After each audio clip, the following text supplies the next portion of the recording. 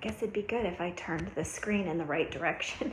I guess that just tells you how the day is going. So I thought I would have you come along with me for accountability. Again, I'm getting back in the cold spa, which I'm not excited about at all. So doing it live and on social platforms holds me accountable. So that's good, because honestly, it's really hard to get my butt into that water. But it's the 24th of January. So a lot of people by now have given up on their New Year's resolutions, right? This is one of my goals. I actually didn't start this, I think, until the 7th or the 8th of January. And I had seen other people doing it, and I knew that it was something that I needed to do. Here we go.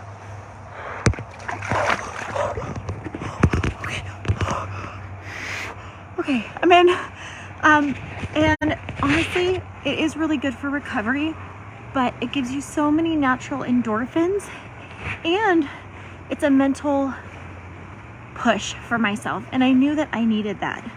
I just got back from an amazing retreat that was actually for my kids' school, but the retreat was really for families, and it's faith-based, it's entrepreneurial-based, and I wanted to share something that was really, really powerful and I thought would be helpful to you guys. Okay, so if you notice, I've been in here a bit. I'm not shaking anymore. So we're gonna try to get to 4 minutes. I'm not timing, so pray for me. Okay, have you ever been called a name or been given labels in your life? Like, I don't know anyone that hasn't. So, for example, I was told a lot in my life that I was too much energy, too much talking, just too much.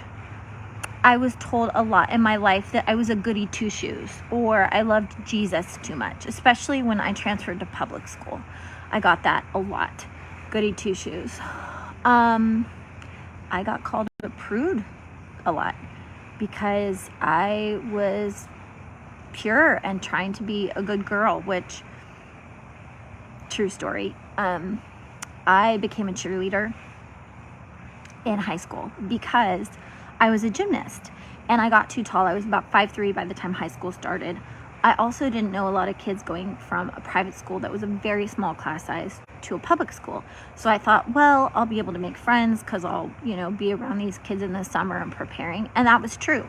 But the first week of school, I got called a slut. And I was like, what? I had never even kissed a boy in my life. So I didn't know what they were talking about. So it was a very eye-opening experience for me. None of those labels, whatever labels you have, they're not what God has for you. So, for example, I was told that I was too much. Sorry, my voice is starting to be affected from the cold plunge. I was too much. You know what God says? God says I'm enough. God says I'm exactly how and who He created me to be. I do not need to apologize for my personality. Society said I was a goody two-shoes, and God said, I see you. I see that you believe in my morals and values that are in the Bible. I see you, and I recognize you, and you are perfect and enough for me. God called a prude. And similar, God said, I see you. I know who you are. Good and faithful servant. Well done, right? And it doesn't mean that you can't come from a place where you have done things that you aren't proud of, because I have. I think everyone has probably done things they're not proud of. But you also need to be able to release those things and lean into who God says you are. So going back to New Year's resolutions, a lot of people make these short-term goals and they haven't really thought about why. Okay, I'm at 4 minutes, so I'm going to get out of the ice bath. I'm actually shivering now. They haven't thought about why. So like, for example, the most common New Year's resolution is I want to lose weight. Okay, why? Well, because, I've said I was going to lose weight for 8 years. Okay, that's great. How about something more like I want to be present with my family? I want to be able to run around. That was one of mine. You have to make it concrete, and it can't be around something that's short term. It just cannot. You have to have it be something that can become a lifestyle. So what I see a lot of people do, I'm going to sit down for a sec, is they make like 12 goals. And they're really ambitious. And they're really big changes, really big changes. And that's hard to do all at once. Where if you look at small changes over time and making something into a habit. So they used to say 21 days for a habit. Now they're saying at least 66 days of consistency for it to become a habit, and almost a year for that thing to be automatic.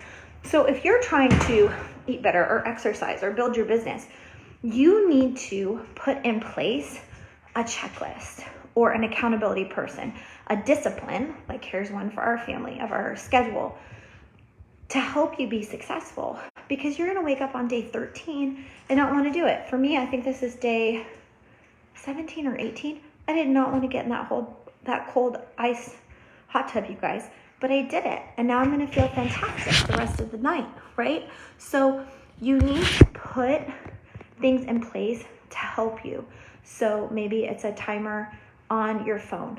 Maybe it's that you call your best friend, you tell each other that you're going to work out.